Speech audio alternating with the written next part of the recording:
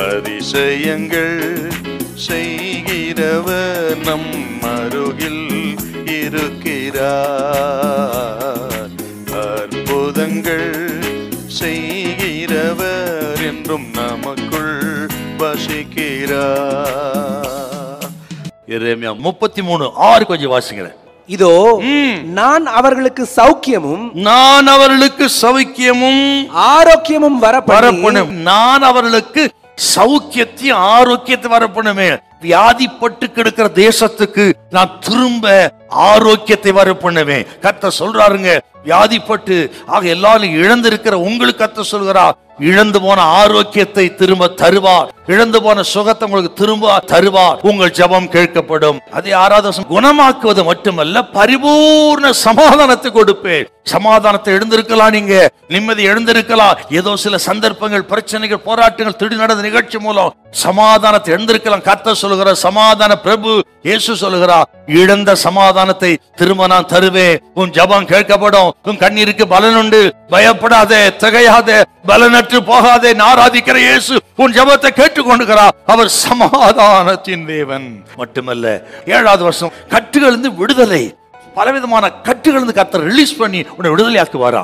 சில வெளியே சொல்ல முடியாத நிலைமையில கட்டப்பட்டிருக்கலாம். நீங்க துதிக்க முடியாமல், ஜெபிக்க முடியாமல், ஆண்டவரை ஆராதிக்க முடியாமல், விடுதலையா இருக்க முடியும், கட்டப்பட்டிருக்கீங்களா? கர்த்தர் அந்த கட்டுகளை இன்றைக்கு அறுக்கிறார். ஜெபிக்கிற தேவ ஜனத்தை பார்த்து கர்த்தர் சொல்றா, கட்டுகளை அறுக்கிற தேவன் உன்னோடு இருக்கிறார். உனக்கு ஒரு அபிஷேகம் உன் கட்டுகளை உங்களை முறிக்கும். பயப்படாத, கர்த்தரோட ரிலீஸ் பண்ணுவார். முன்பு இருந்தது போலவே கட்டு வைப்பேன்னா, அழிந்து போனதை மறுபடி நான் சேர்த்து கட்டுவேன்.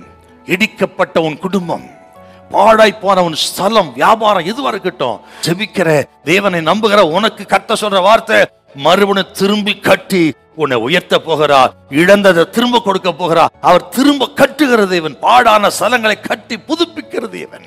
அவர் உங்களோடு இருக்கிறார். ஜெபிக்கிற ஜனத்துக்கு இத்தனை ஆசீர்வாதங்கள். மட்டுமல்ல 9வது வாசித்து பாருங்க. நீங்க, உன் சாட்சியை நான் கனம் பண்ணுவேன். உன் சாட்சி இழந்திருக்கலாம், திரும்ப அதை கொடுப்பார். பயப்படாதிருங்க.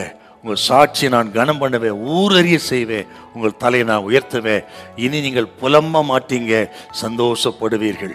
அதுதாங்க இந்த அதிகாரம் 11வது வசனம். ஆகவே இதை கேட்கிற கத்திரி பிள்ளைகள், இத்தனை ஆசீர்வாதங்கள். இழந்த ஆரோக்கியத்தை திரும்ப கொடுப்பேன், சமாதானத்தை திரும்ப கொடுப்பேன், கட்டிலிருந்து விடுதலை பண்ணுவேன், இழந்ததை திரும்ப தருவேன், சாட்சி கனம் பண்ணுவேன். எல்லாமே ஆட்டோமேட்டிக்காய் வராது. ஏதோ உட்கார்ந்து நடக்காது. ஜெபிக்கிறவர்களுக்கு திரும்ப கொடுக்கிற தேவன். ஆக ஜெபம் பண்ணா இதெல்லாம் ஆண்டவர் தருவார். உங்கள் ஜெபம் கேட்கப்படும். ஜெபியுங்கள், உங்களை கொண்டு கர்த்தர் பெரிய காரியங்களை செய்வார். அல்லேலூயா, ஹல்லேலூயா.